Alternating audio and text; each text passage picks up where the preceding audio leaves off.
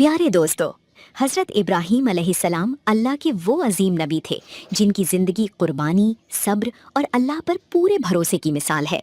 उन्होंने अल्लाह की रज़ा के लिए हर आजमाइश को खुशी से कबूल किया। नमरूद ने उन्हें आग में जलाने की कोशिश की, लेकिन अल्लाह ताला ने उस आग को ठंडा कर दिया और अपने नबी को महफूज रखा।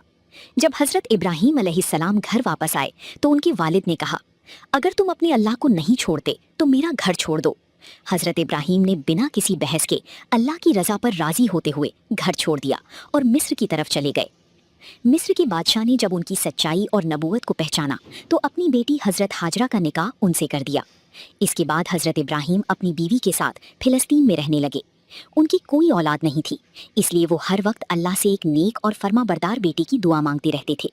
साल गुजरते गए, उम्र बढ़ती गई, मगर उनकी उम्मीद कभी कम ना हुई। आखिर 84 साल की उम्र में अल्लाह ने उनकी दुआ कबूल फरमाई और उनके घर एक प्यारा सा बेटा पैदा हुआ जिसका नाम इस्माइल रखा गया। हज़रत इब्राहीम को अपने बेटे से बेपनाह मोहब्बत थी। वो हर वक्त उसे सीने से लगाए रखते और उसके साथ वक्त गुजारते। लेकिन अल्लाह ने अपने नबी का इम्तिहान लेना था। एक दिन हज़रत जिब्राईल अलैहिस्सलाम आए और फरमाया, अल्लाह का हुक्म है कि आप अपनी बीवी और बच्चे को अपने से दूर छोड़ दें। ये सुनकर हज़रत इब्राहीम का दिल भर आया, मगर अल्लाह के हुक्म के आगे सर झुका दिया। हज़रत इब्राहीम अपनी बीवी हाजरा और नन्हे इस्माइल को लेकर एक सुनसान और बंजर वादी में पहुंचे, जहां आज मक्का और काबा मौजूद है। वहां ना पानी था, ना खाना और ना ही कोई इंसान।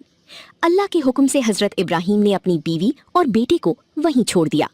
जब हज़रत हाजरा ने पूछा, क्या ये अल्लाह का हुक्म है, तो हज़रत इब्राहीम ने सिर्फ सर हिला दिया। ये सुनते ही हज़रत हाजरा ने सब्र और यकीन के साथ कहा, अगर ये अल्लाह का हुक्म है तो फिर अल्लाह हमें कभी ज़ाया नहीं करेगा। कुछ दिन बाद पानी ख़त्म हो गया। नन्हे इस्माइल प्यास से तड़पने लगे। माँ का दिल बेचैन हो गया। हज़रत हाजरा कभी सफ़ा पहाड़ पर चढ़ती और कभी मरवा की तरफ दौड़ती, शायद कहीं से पानी नजर आ जाए।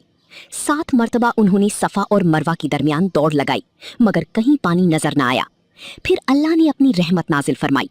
हज़रत जिब्राईल अलैहिस्सलाम आए और अल्लाह के हुक्म से हज़रत इस्माइल की ईड़ियों के पास से पानी का चश्मा फूट निकला। ये वही मुबारक जमजम का कुआं है जो आज तक जारी है और दुनिया भर के लोग उससे फ़ायदा उठाते हैं। धीरे धीरे लोग उस जगह आकर बसने लगे और वो सुनसान वादी आबाद होती चली गई। हज़रत इब्राहीम भी कभी कभी अल्लाह के हुक्म से अपनी बीवी और बेटे से मिलने आते थे। फिर एक और अजीम इम्तिहान आया। हज़रत इब्राहीम ने ख्वाब में देखा कि वो अपने प्यारे बेटे इस्माइल को अल्लाह की राह में कुर्बान कर रहे हैं। उन्होंने समझ लिया कि ये अल्लाह का हुक्म है।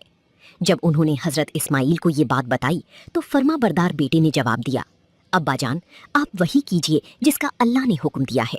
इंशाअल्लाह आप मुझे सब्र करने वालों में पाएंगे। हज़रत इब्राहीम अपने बेटे को लेकर मीना की तरफ चले।